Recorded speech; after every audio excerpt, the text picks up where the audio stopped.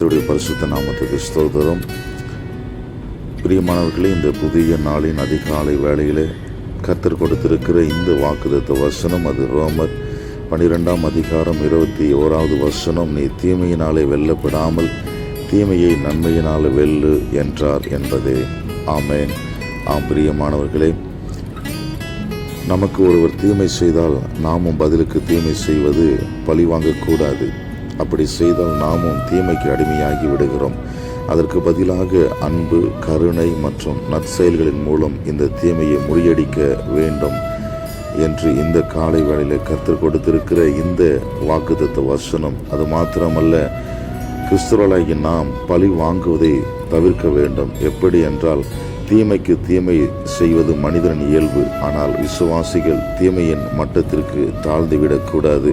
அது மாத்திரமல்ல, உங்களை எதிர்ப்பவர்களுக்கு நல்லதை செய்வதன் மூலம் அவர்களின் மனதை மாற்றலாம், அல்லது தீமையான சூழ்நிலையை ஆசீர்வதிக்கப்பட்டதாக மாற்றலாம். மூன்றாவது, இயேசு கிறிஸ்துவும் பவுலும் போதித்தபடி எதிரிகளை நேசிப்பதும் நன்மையினாலும் தீமையை வெல்வதுமே ஒரு உண்மையான கிறிஸ்துவ வாழ்வின் அடையாளம். எனவே இந்த புதிய நாளிலே இதை கேட்கிற உங்கள் ஒவ்வொருவரையும் கர்த்தர் தாமே ஆசீர்வதித்து பலப்படுத்தி பாதுகாத்து வழிநடத்தி பராமரிப்பாராக. ஆமென். Stay God bless you all.